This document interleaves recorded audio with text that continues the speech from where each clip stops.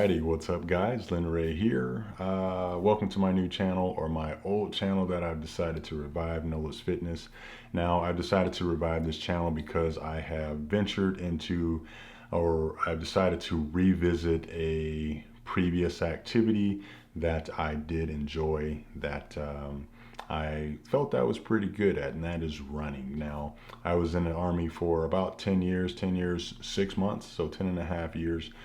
And running was something that we did all the time. I mean, literally at least minimum three times a week. Now, I thought, well, I shouldn't say I thought, but I was relatively good at running.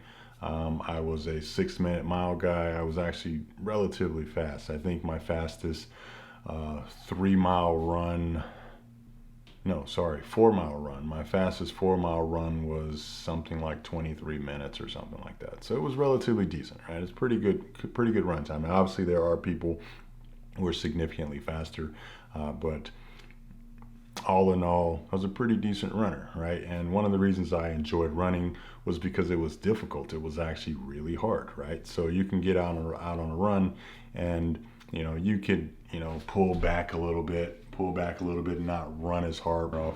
But it took a little bit of mental toughness, mental fortitude to kind of push past those limits and always challenge yourself every day. And that was one of the cool things about running, especially being part of the groups that I was in the Army. And maybe even in other services, we have different groups, right? Running ability groups: A group, B group, C group. I was always part of A group, meaning I was, kind of a faster runner, or part of the faster running group. And in A group, there was always a competition going, always the struggle to be the best, right? We didn't really verbalize it all the time, right? But mentally in the back of our head, we're thinking, I can run faster than this guy. I can do this, I can do that. I can push myself harder. And that was one of the cool things about being in the A group, is people are always pushing themselves, which in turn forced you to push yourself as well. So that's kind of a little bit of a background story. So running was always something that I was relatively good at. And I also enjoyed it due to the mental aspect, right? You really had to push yourself in order to be a good runner, just like in anything else, right? To be good at push-ups, you have to really push yourself, right? But running was one of those things that I was kind of drawn to. So this year, actually, as of probably, let's see, the 10th, I don't know the date. So this year, I guess, as of maybe the 2 weeks, maybe June 21st, I would say, I decided to start running again. Maybe it was June 14th. I decided to start running again, right? And I actually stopped running because I've had, I've had 3 surgeries on my left leg, the same leg. 2 ankle surgeries, 1 knee surgery, and the knee issues kind of persist, right? I still have knee pains to this day. Even after my current runs, I have to ice my knees because there is issues there. But anyways, around June 14th, roughly, I decided to start running again. And I signed up for a race. I signed up for a 5K, which was to take place on July 10th. Today is July 27th, so it took place 2 weeks ago. And I started training for that race, and I realized that I enjoy the mental aspect. I totally forgot about that, right? The only thing that was in my mind was the pain in my knees. But I realized when I started running again that I really enjoyed pushing myself past those limits, or those perceived limits. And so came up to the run. I ran my first race in, I don't know, since 2008 or 2010, one of those two years.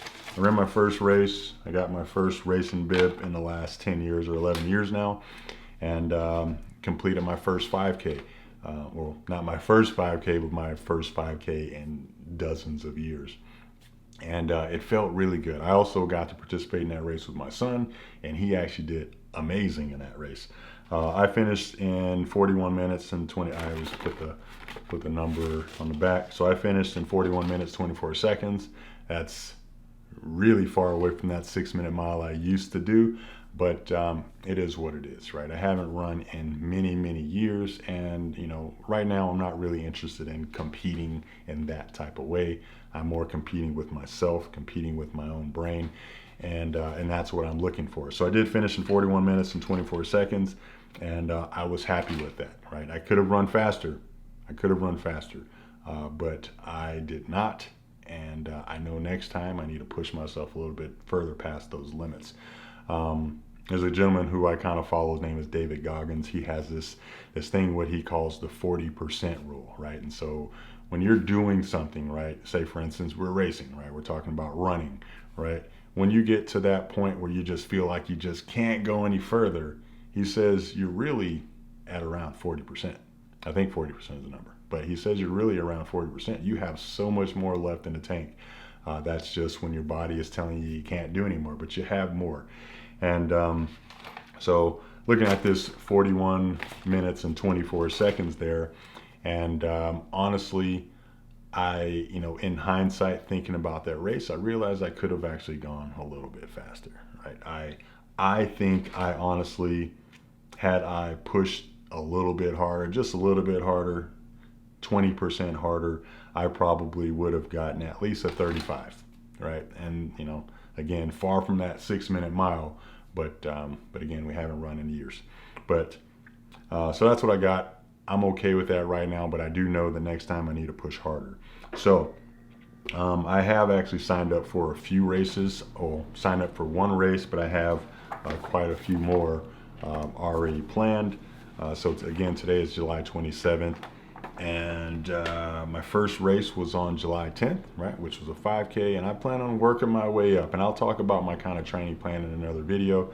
I do plan on talking about kind of the shoes that I wear, doing a couple reviews, talking about the packs, the water bottles, all that good stuff. Just short reviews, nothing super expansive, but just enough to kind of let people know kind of what's going on, what I'm wearing, how it's working, how I feel about it, etc. So I do plan on doing those things in the future. But right now, my next race is set for August 14th. It is a 7-mile, that's 7 miles. So 7-mile trail run, and I've actually run that actual trail before, so it's not foreign to me. So I know what to expect on that trail. It's literally 3 miles, 3.5 miles straight up, and then 3.5. Can't speak right now. 3.5 miles back down. So actually, again, in hindsight, this 7-mile run might actually be easier than that first 5K. That first 5K was a beast. But this 7-miler, I think, even though it's longer, I think it might actually be slightly easier just due to terrain. But both were trail runs, but the elevation gain is slightly more gradual in this 7-mile. So anyways, I'm excited to do that. When I did run this 7-miler just a few weeks ago, actually it was last week, 2 weeks ago, I ran it in 1 hour and 21 minutes. Honestly, if I'm being honest with myself, I probably could have run it that first time in, let's say, maybe 1 hour and 14 minutes. I could have gotten slightly faster, but I did take a few leisurely strolls, and there were a few, and so anyways, so I could have done better, which is fine. I'm okay with my time.